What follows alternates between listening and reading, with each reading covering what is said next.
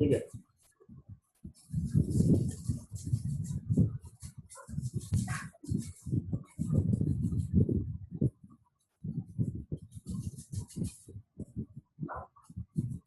DBMS का history, ठीक है।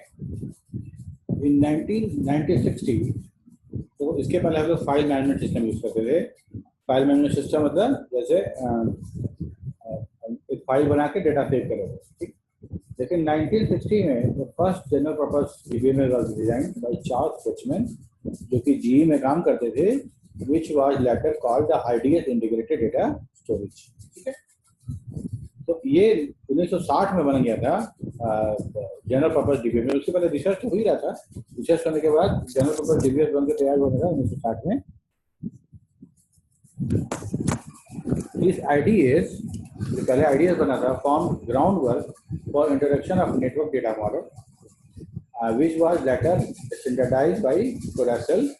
कोडासेल एक्चुअली क्या था कि एक संस्था थी जो डेटाबेस जैसे सॉफ्टवेयर को एक स्टैंडर्ड देता था, जैसे कि अलग अलग जो सॉफ्टवेयर है हमारा एक सेम स्टैंडर्ड का हो, ठीक है। ये हमारा था एक conference on data system language, ठीक है। तो ये हमारा स्टैंडर्ड दिया था आईडीएस को as a data network model. तो स्टैंडर्ड देने के बाद क्या हुआ कि कोई दूसरा कंपनी या कोई दूसरा वेंडर अगर नेटवर्क डेटा मॉडल पे काम कर रहा हो तो वो इस प्रोटोकॉल को फॉलो करे। तो डेटा मतलब स्टैंडर्ड देने का मतलब ये है कि अगर सेम क्यूरी पे अगर दो डीबीएमएस काम कर रहा है तो दोनों सेम हो ताकि पोर्टिंग आसान हो, ठीक है। और 1960 में ही late 1960 IBM developed the IMS information management system which was widely used. ये IBM का IMS का बहुत चर्चा है, ठीक है। ये तुमको नेट पे भी मिलेगा। बाद में एक कंपनी बन गया था इसका, और ये कंपनी बनने के बाद IBM इसको अलग से फिर शेयर निकाला, अलग से फिर इसके नाम से कंपनी बना दिया था। तो this IMS formed groundwork for introduction of hierarchical data model। IMS जो बना ये क्या किया कि hierarchical data model यूज करके इसको बनाया गया, ठीक। By the joint venture of IBM and American Airlines, साबरे एक साबरे सिस्टम बना था जो कि टिकट रिजर्व करने के लिए ICTC का है वैसा, है ना।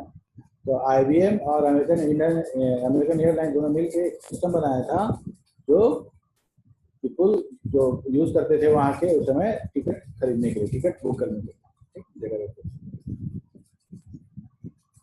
The new data representation framework was initially launched by the Edgar Card called the relational data model। ये तो हो गया कि 1960 अर्ली में नेटवर्क आया, उसके बाद हियरार्किकल आया, और हियरार्किकल के बाद में फिर एडगर कार्ड जो थे वो रिलेशनल डेटा मॉडल का को ऐसे डेटा रिप्रेजेंट करके दिखाया। तो देखिए ऐसे डेटा रिप्रेजेंट होता है, हो सकता है। आवाज बहुत आ रहा है, क्या नॉइज बहुत आ रहा है। किस चीज का नॉइज आ रहा है? सबका तो ऑफ है ना।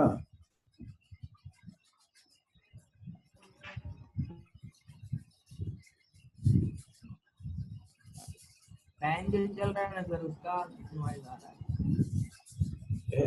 वही जो तुम लोग सुन रहे हो वही आवाज हम भी सुन रहे हैं।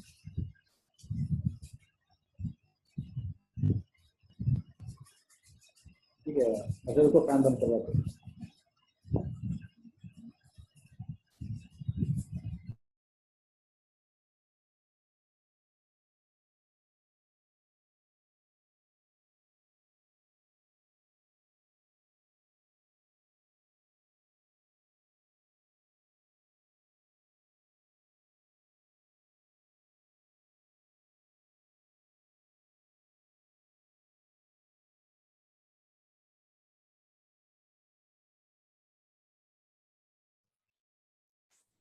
ठीक है, तो अब क्या हुआ कि नेटवर्क मॉडल हो गया था और हियरार्किकल उसके बाद आ गया।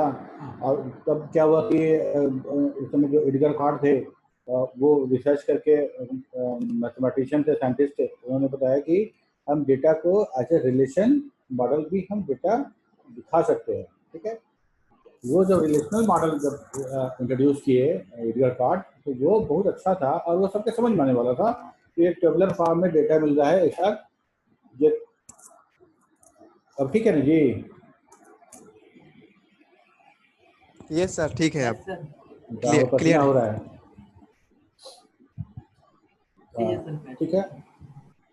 तो अब क्या हुआ कि इसके लिए जो एडिटर कार्ड थे उनको ट्यूरिंग अवार्ड दिया गया, बेसमैन को भी और एडिटर कार्ड को भी एक एशियन ट्यूरिंग अवार्ड दिया गया 1973 में, और उनको दिया गया 1981 में। ठीक है, डेटाबेस सिस्टम में आउटस्टैंडिंग कंट्रीब्यूशन के लिए। जैसे जैसे टाइम बीतता गया, डेटाबेस सिस्टम और अच्छा होता गया और मैच्योर होता गया, और जब डेवलपमेंट, जब रिलेशनल डेटाबेस मॉडल आने के बाद से बहुत ज़्यादा यूजर जुड़ गए, बहुत ज़्यादा सॉफ्टवेयर इसको यूज करने लगा। ठीक है, और वाइडली एक्सेप्टेड था मेनी कॉर्पोरेट ऑफिसेस के लिए और their day by day activities के लिए। With the time passed by, the database system has matured significantly as the development of the relational database has reached a to larger user and the number of benefit from the same. It was widely accepted and many corporate houses started using this system for their day-to-day activities. इसके बाद as the popularity of relational database started increasing, soon IBM in early 1980s I developed SQL. ठीक है, actually SQL जो बनाया गया था तो इसको बोलते थे सिंपल क्वेरी लैंग्वेज, लेकिन बाद में इसका नाम चेंज करके स्ट्रक्चर्ड क्वेरी लैंग्वेज बन गया। और ये IBM बनाया अपने लिए और बाद में ये स्टैंडर्ड में शामिल कर दिया गया और सारे के सारे डेटाबेस इसको यूज करने लगे। ठीक है, लेकिन ये IBM जो बनाया था उसका एक सिस्टम आर प्रोजेक्ट था, उसके लिए बनाया गया था। For relational database through their system plus R, ऐसा लिखते हैं, system R project. Later, in late 1980, the SQL was standardized and the version SQL 99 या SQL 1999 was adopted by the NC. NC भी हमारा स्टैंडर्ड देने के लिए एक संस्था है, अमेरिकन नेशनल स्टैंडर्ड इंस्टीट्यूट, और ISO भी हमारा इंटरनेशनल ऑर्गेनाइजेशन स्टैंडर्डाइजेशन है। कि हर अलग अलग चीज़ को एक इंटरनेशनल लेवल पे स्टैंडर्ड बनाती है, प्रोटोकॉल बनाती है, जिसको सारे वेंडर यूज करे, सॉफ्टवेयर निर्माता जो है वो उसको यूज करे, ताकि एक प्रोग्रामर को या एक कंपनी को एक सॉफ्टवेयर से दूसरे सॉफ्टवेयर में स्विच करने के लिए पूरा का पूरा सिस्टम ही चेंज ना करना पड़े। ठीक है, हम किसी हिरार्किकल डेटा को लेके आएंगे इसमें रिलेशनल में, बहुत सारा चेंज करना पड़ेगा। लेकिन किसी रिलेशनल डेटाबेस को रिलेशनल डेटाबेस में लेके जाएं तो आपको चेंज नहीं करना पड़ेगा। अगर कोई मेरा डेटाबेस एसक्यूएल सर्वर में है, उसको ओरेकल में पोर्ट करना चाहते हैं तो दैट इज इजी। ओके, तो ये हो गया हमारा एसक्यूएल वर्जन 1990 जो था वो हमारा एनसी स्टैंडर्ड था। ठीक है, और ISO स्टैंडर्ड था। The concept of concurrent programming was introduced in DBMS। इसी समय के आसपास लेट 80 में हमारा जो अब जब एक साथ जब काम होगा क्लाइंट सर्वर आर्किटेक्चर पे, तो एक साथ मल्टीपल ट्रांजेक्शन भी होंगे। ठीक है, तो मल्टीपल ट्रांजेक्शन होने लगा, और अगर ट्रांजेक्शन बीच में फेल हो जाए तो हमारा डेटाबेस इनकंसिस्टेंट होने लगा। तब क्या हुआ कि इस दौरान ये डेटाबेस जो मैन्युफैक्चरर थे, जो प्रोग्रामर थे, उनको लगा कि हमको, क्योंकि transaction is not same as the process, हमारा जो ट्रांजेक्शन है प्रोसेस के जैसा नहीं है, ये एकदम डिफरेंट है। तब उन्होंने कंकरेंसी कंट्रोल को बनाते हुए एक मॉडल उसमें जोड़ा, उसको हम बोलते थे कंकरेंट प्रोग्रामिंग। उसको जोड़ने के बाद हमारा वो कंकरेंट हमारा ट्रांजेक्शन प्रोसेस होने लगा। ठीक है, concurrency control module. The concept of concurrent programming was introduced in DBMS system which allowed the user to run their program concurrently. Late in 1999, James Gray was awarded by ASIAN Turing Award. ASIAN Turing Award जो है technology में बहुत prestigious award है। ठीक है, Turing machine जो है, modern computer जो भी हम लोग यूज करते हैं अभी, इसके जन्मदाता हम लोग ट्यूरिंग को ही मानते हैं। ठीक है, तो इनका जो थ्योरी ऑफ कंप्यूटर साइंस है या टीओसी सब्जेक्ट है जिसमें हम लोग पढ़ते हैं ट्यूरिंग मशीन के बारे में, तो उन्हीं के नाम पे ये अवार्ड दिया जाता है और बहुत प्रेस्टिजियस अवार्ड है। जिसमें कि जॉन्स ग्रे को अवार्ड दिया गया था, जो बहुत ज़्यादा कंट्रीब्यूशन था उनका डेटाबेस ट्रांजेक्शन सिस्टम में। पूरा का पूरा ट्रांजेक्शन मैनेजमेंट जो हम लोग पढ़ते हैं, ट्रांजेक्शन मैनेजमेंट में एसी प्रॉपर्टी वगैरह जो है, ये सारा का सारा ट्रांजेक्शन मैनेजमेंट जिसमें कि हमारा ऑटोमिक वाला काम भी हो, उसमें कंसिस्टेंसी भी मेंटेन हो, ठीक है, ड्यूरेबिलिटी भी हो और आइसोलेशन भी हो। अलग अलग ट्रांजेक्शन अलग अलग मेमोरी में रहेगा, वो इंटरफेयर नहीं करेगा। तो ये इस पे ये जो काम किए थे 1990 में जेम्स ग्रे, उनको ट्यूरिंग अवार्ड दिया गया था इसके लिए। The period between 1980 and 1990 many type of data base introduced. जब देखा कि बहुत ज़्यादा मार्केट है और बहुत लोग यूज़ करें इसको, तो क्या हुआ कि बहुत सारा मार्केट में आ गया DBMS, और जो और कम्प्लेक्स डेटा को मैनेज करना शुरू किया। टेक्स्ट था, इमेज था, बाद में तो वीडियो भी आने लगा। During this period many complex queries are given more emphasis. Video नहीं आता है, वीडियो चूंकि एक्चुअली वीडियो हमारा अनस्ट्रक्चर्ड डेटा में है, ठीक है, पिक्चर आएगा, इमेज आएगा और बाकी सारा आएगा, ठीक है। द फिजिकल आर्किटेक्चर, यहाँ ये हो गया मेरा क्या हो गया, many complex queries are given more emphasis. तो अब इतना ही नहीं हुआ, जब हम मोर कम्प्लेक्स डेटा हम इंक्लूड करना शुरू किए, उसके बाद कम्प्लेक्स क्यूरी भी आने लगा। मतलब हम क्यूरी को नेस्टेड क्यूरी और बहुत तरह से और कम्प्लेक्स क्यूरी करना शुरू कर दिए। तो हमको अब क्यूरी प्रोसेसर की आवश्यकता थी, सिंपल क्यूरी हम नहीं लिख रहे थे। हाँ, सिलेक्ट स्टार फ्रॉम EMP ऐसा क्यूरी नहीं था, क्यूरी बहुत कम्प्लेक्स होने लगा। तो हमको अब सिस्टम में एक जो क्यूरी होगा वो क्यूरी प्रोसेसर की आवश्यकता हुई, और तब क्यूरी प्रोसेसर लगाया गया, और तब हमारा डेटाबेस जो हम यूज़ कर रहे हैं वैसा है। और निरंतर कुछ ना कुछ चेंज होता ही रहता है। जैसे हम पहले देखते थे ओरेकल 8i था, उसके पहले 6, 7 था, फिर 8 आया तो 8i आ गया। आई था कि मतलब इंटरनेट इक्विप्ड रहेगा ये। फिर उसके बाद हमारा आया G आ गया, है ना, 10G 11G, ठीक है। तो उसके पहले हमारा आया था ग्रिड वाला था, वो ग्रिड कंप्यूटिंग के लिए वो बना हुआ था, ठीक है। उसके बाद अब हमारा C आता है, हमारा 15C 16C ऐसे करके आता है, और C हमारा का है क्लाउड कंप्यूटिंग के लिए। तो निरंतर चेंज होता रहता है, लेकिन थीम जो है हमारा डेटाबेस का वो यही है, चेंजिंग तो होता रहेगा। ये हमारा हो गया DBMS। इसके बाद एक टॉपिक है जिसे हम समझेंगे कि डेटाबेस का फिजिकल स्ट्रक्चर कैसा होता है। पूछा गया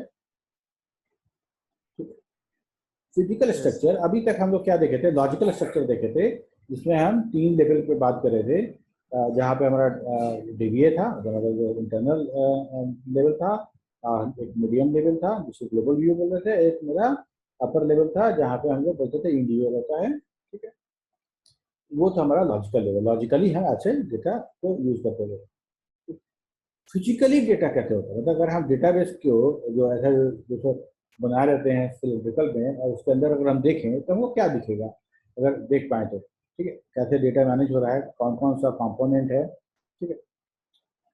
तो अब ऐसा मतलब बोलना कि डेटाबेस फाड़ के देखने की कोशिश करना, तो एक बता रहे हैं कि अगर उसके अंदर हम देख पाते तो हमको क्या दिखता है, अब वो प्रोसेस कैसे हो रहा है, डेटा मूव कैसे हो रहा है, और ये देखना चाहते हैं तो हमको कैसा दिखता है, ये हम लोग समझने की कोशिश, ठीक है। तो एक बेटर आइडिया मिलेगा डेटाबेस इंटरनली कैसे प्रोसेस करता है data. The physical architecture describes the structural component used by the DBMS to enter and process the data and how these structural components are related and interconnected. Although it is not possible to generalize the computer structure of the generalized view नहीं है, मेरे कहने का मतलब कि अगर कोई दूसरा DBMS सॉफ्टवेयर देखेंगे तो हो सकता है वो कुछ और एक आध कंपोनेंट ऐड किया हो ना, या फिर हम जिस कंपोनेंट कनेक्ट कर रहे हैं वो बीच में कुछ और क्वेरी कंपाइलर लगाया हो, ऐसा कुछ हो सकता है। तो it is not a generalized view, लेकिन ये एक आम तौर पे, मोटे तौर पे एक ऐसा ही स्ट्रक्चर डेटाबेस का होता है। और ये सब समझने के लिए है यहाँ डेटाबेस मैनेजमेंट सिस्टम कैसे मेरा काम करता है, ठीक है। It is to understand a number of functions which are common to most database management systems. Okay? Based on various functions, the database system are partitioned into following modules or components. तो हम component में बांट दिए इसको, ठीक है। The component that normally implement these functions are shown in the figure. Figure में दिखाएंगे तुमको, लेकिन उसके पहले हम लोग पहले फिगर ही देख लेते हैं। देखो ये है हमारा डेटाबेस सिस्टम, जिसमें यहाँ पे एप्लीकेशन प्रोग्राम है। एप्लीकेशन प्रोग्राम देखे थे डेटाबेस के साथ ओडीबीसी से कनेक्ट करते थे। तो एक एप्लीकेशन प्रोग्राम है, वो कंपाइल होने के बाद उस प्रोग्राम को ऑब्जेक्ट कोड बनेगा जो एग्जीक्यूट होता है, ठीक है। ये एप्लीकेशन प्रोग्रामर है, ठीक है, प्रोग्रामर है जो सिस्टम कॉल के थ्रू डीएमएल कंपाइलर को से कनेक्ट करता है। क्यूरी जो हमारा हम लिखते हैं वो क्यूरी प्रोसेसर यूज करता है, क्यूरी प्रोसेस को प्रोसेस करता है क्यूरी को। डेटाबेस एडमिन है, डेटाबेस स्कीमा डिजाइन करेगा, हाँ, और डेटा डेफिनेशन लैंग्वेज को यूज करके हमारा डेटाबेस खुद ही बनेगा, डेटाबेस को क्रिएट करेगा। यहाँ डेटाबेस मैनेजर है, ठीक है, डेटाबेस मैनेजर जो डेटाबेस को हार्ड डिस्क से उठा के लाने, कमिट करने, इस सब में इसका योगदान रहता है। ये फाइल मैनेजर है। फाइल मैनेजर कहने का मतलब कि डेटा फाइल से हार्ड डिस्क से कैसे डेटा स्टोर करना है और कैसे यूज करना है। ये फाइल मैनेजर हमारा डीबीएमएस का भी होगा और ऑपरेटिंग सिस्टम का भी होगा। तो दोनों मिलके डेटा को यहाँ से स्टोर करेंगे और सेव करेंगे, ठीक है।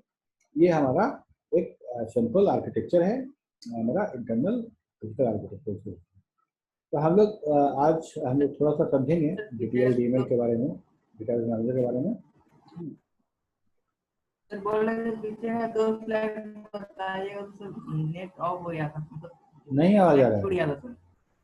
क्या? बोल रहे पीछे का 2 स्लाइड बताइएगा तो सर, वो जो फिगर बता रहे थे वो क्या बोलते हैं, ये वाला छूट गया था सर। नहीं, इसकी और एक पीछे है ये, ठीक है ना। Yes sir, yes. तो जैसे ही स्लाइड चेंज, तो सबसे पहला काम करना है कि बस ले लेना है स्क्रीनशॉट, वो सर ठीक है। वो क्या बोलते हैं, ऑफ हो गया था सर, लॉग आउट हो जाता है अच्छा अच्छा अच्छा, ठीक ठीक, कोई बात, नेटवर्क है तो होता ही रहता है, तो मेरा भी हो जाता है। पीडीएफ भेज दीजिएगा सर। हाँ पूरे पेन, ठीक है। Okay sir. हाँ ये हो गया हमारा। तो अब देखो डीएमएल कंपाइलर क्या होता है, ठीक है। All the database management system have 2 basic language, ठीक है, और भी होता है बेसिक के होता है। हमारा हम लोग जब एसक्यूएल देखेंगे तो और का कमांड भी देखेंगे, लेकिन सबसे इम्पोर्टेंट हमारा DDL, data definition language, and data management language, DML. तो डीडीएल क्या होता है? It contain the set of command required to define the format of the database is being stored. Schema बनाना, कंस्ट्रेंट लगाना, ये सारा का सारा काम हम क्या करते हैं, डीडीएल कमांड में करते हैं। डेटा मैनेजमेंट लैंग्वेज क्या है? It defines the command that modify process data to create user output, ठीक है। तो इंसर्ट कर रहे हैं, मॉडिफाई कर रहे हैं, डिलीट कर रहे हैं, एक्सेट्रा एक्सेट्रा, जो मैनिपुलेट करने डेटा के अंदर, वो हमारा डेटा मैनेजमेंट लैंग्वेज के अंदर आता है। The DML statement can also be written in the application program. The DML pre-compiler convert DML statement such as select from, जैसे हम स्क्रीन लिखते हैं, embedded in an application program to normal procedural calls in the host language. अब यहाँ पे हम ये कहना चाह रहे हैं कि क्योंकि DML कमांड हम किसी एप्लीकेशन प्रोग्राम में भी लिख सकते थे, ठीक है। जो हमारा एप्लीकेशन प्रोग्राम ODBC, जो हम लोग फिगर में देखे होंगे, याद होगा तुमको, ODBC के थ्रू हमको डेटाबेस से कनेक्ट कर रहा था, ठीक है। और ये हमारा जो डीएमएल कमांड है वो कहाँ है? हमारा प्रोग्राम में है लिखा हुआ, और ये हमको डेटाबेस पे रन कराना है।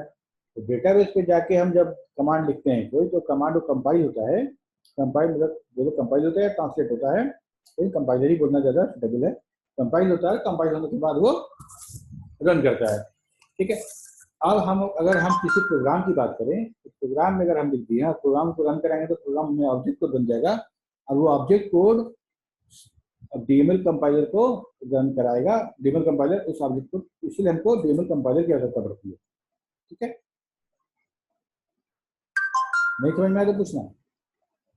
The pre-compiler interact with the query processor in order to generate the appropriate code.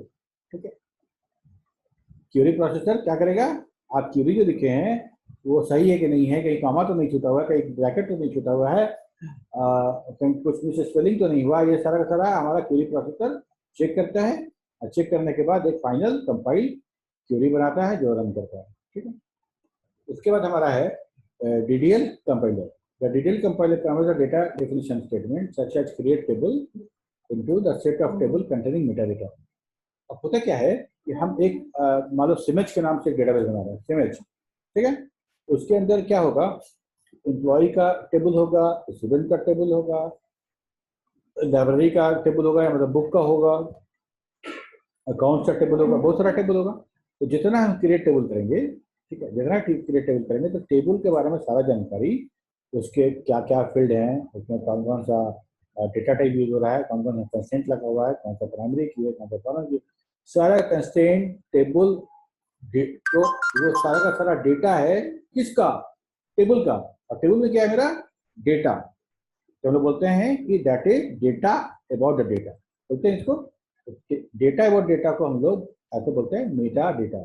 ठीक है, तो हम जितना टेबल बनाएंगे उस टेबल का डेफिनेशन, पूरा का पूरा जानकारी एक सिस्टम का डेटाबेस का एक टेबल होगा, उसमें स्टोर होगा। ठीक है, वहीं से हमारा डेटाबेस, वही इंफॉर्मेशन एक्सचेंज कहाँ से होगा, मेरा उसी टेबल से होगा कि हम किस टेबल में क्या पढ़ना चाहते हैं, वहाँ पे कौन सा कंसेप्ट है, कौन सा की है मेरा। तो अब मेटा डेटा क्या हुआ, डेटा अबाउट डेटा। ठीक है, स्कीमा जैसे बनाते हैं हम लोग, तो कहीं ना कहीं स्टोर करेंगे तभी तो वहाँ टेबल बनेगा। तो this table contain information concerning the database and are in the form that can be used by the component of the database. ठीक है, अलग अलग कंपोनेंट है हमारा, कंजेशन मैनेजमेंट है, कंकरेंसी है, डेडलॉक है, वो सारा का सारा डेटाबेस कहाँ से जानेगा, कौन सा डेटाबेस है, कौन सा टेबल है, कैसे कैसे करना है, हमको उसी मेटा डेटा से उसको इन्फॉर्मेशन मिलेगा जहाँ से वो सबको मैनेज करेगा। This table are stored in the system catalog और डेटा डिक्शनरी, इसी को हम लोग बोलते हैं डेटा डिक्शनरी। इसके बाद फाइल मैनेजर। लगता है टाइम 1 मिनट बचा हुआ है, यही तक हम लोग रखते हैं, इसमें से कुछ पूछना हो तो पूछ लो, फिर हम लोग देखेंगे। 12 बजे से यूट्यूब लाइव है, सब लोग